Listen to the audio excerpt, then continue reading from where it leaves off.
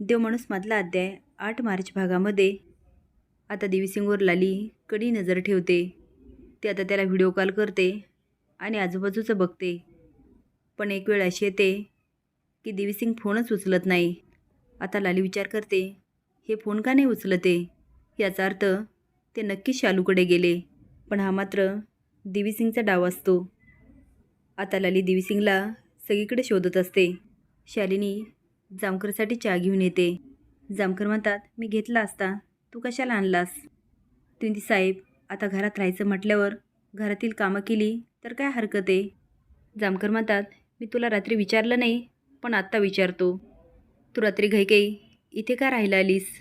आता शालिनीला काय उत्तर द्यावं तेच कळत नाही आणि ती गोंधळून जाते.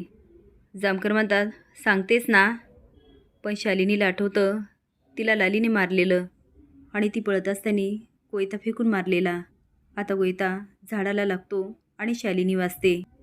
हे आठवल्यानंतर तिला घामच फुटतो. आता मार्तंड जामकर बरोबर ओळखतात आणि म्हणतात, जे आरती तू घाबरली ते आरती नक्कीच काहीतरी झालं. हे बघ, जे काय असेल ना ते स्पष्ट सांग, काही लपून ठेवू नको, म्हणजे मला तुझी मदत करता येईल. माझ्या चिमणीने पण असंच केलं, माझ्यापासून सगळं लपवलं आणि तिचा भाऊ पोलीस असूनही तिची मदत नाही करू शकला. मी तिला वारंवार विचारायचो, काही प्रॉब्लेम आहे का, मला सांग, पण तिने मला कधीच सांगितलं नाही आणि अचानक गायब झाली. आता ती कुठे गेली, ह्या जगात आहे की नाही, मला काहीच माहिती नाही. तू पण माझ्या बहिणीसारखी आहे, मला सगळं सांग, मी काहीतरी करू शकेल.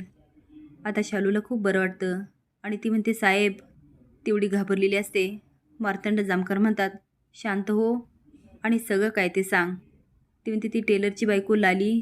जामकर म्हणतात, हां, तिचं काय? ती म्हणते, साहेब, ती लई वेडी बाई आहे. अहो, तिने मला फरफटत नेलं आणि लई मारलं. खरं तर ती मला कोयत्यानेच मारणार होती. आता जामकर शॉक होतात आणि म्हणतात, काय? ती म्हणते, होय साहेब, पण तेवढे टेलर आले आणि मला वाचवलं. जामकर म्हणतात, पण ती लाली तुला का मारणार होती? ती म्हणते, साहेब, मी या गावामध्ये आले ते पोट भरण्यासाठी आणि तिथे ही लाली मला भेटली.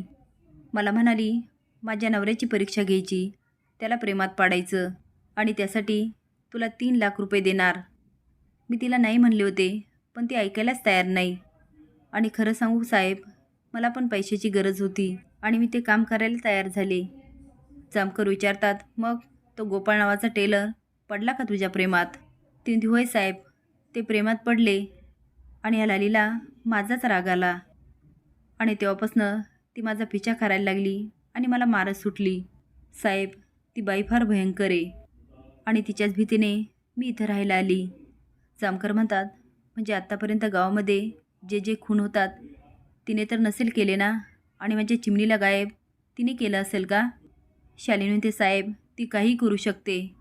आज तर मी मारता मारता वाचले आणि त्या दिवशी तर माझ्या डोक्यातच दगड टाकला होता, पण मी कशीबशी बाजूला झाले. इकडे लाली रस्त्याने जात असते. देवीसिंग हळूच मागून येतो. आता लालीला जाणीव होते कुणीतरी पाठलाग करतंय. ती मागे बघते, तोपर्यंत देवीसिंग झाडामागे लपतो. कुणीच नाही हे बघून लाली चालायला लागते. आता देवीसिंग कपडा घेऊन मागून येतो आणि लालीच्या गळ्याभोवती आवळतो. लाली स्वतःला सोडवण्याचा खूप प्रयत्न करत असते, पण देवीसिंग तिला ओढतच झाडात घेऊन जातो. आता लाली स्वतःला सोडवण्याचा खूप प्रयत्न करत असते, पण देवीसिंग तिला खाली पाडतो आणि कपड्याने तिचा गळा आवळतो. आता त्याचा जोर एवढा असतो की लाली हातपाय खुडायला लागते. पण तेवढ्यात जामकरची गाडी सायरन वाजत येते. देवीसिंग घाबरून बघतो आणि म्हणतो, हा जामकर इथे कसा आला? ह्याने जर मला पाहिलं ना, नक्कीच जेलमध्ये टाकणार. आता तो बघतो तर लाली शांत झालेली असते. आता लालीने जशी आर्याची हालत केलेली असते तसाच देवीसिंग लालीची हालत वाईट करतो. पण आता जामकर आल्यामुळे त्याला काय करावं तेच कळत नाही.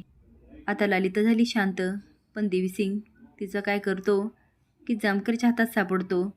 हे पुढील भागात बघूया. असेच नवीन अपडेट जाण्यासाठी लाईक आणि सबस्क्राईब करा. धन्यवाद.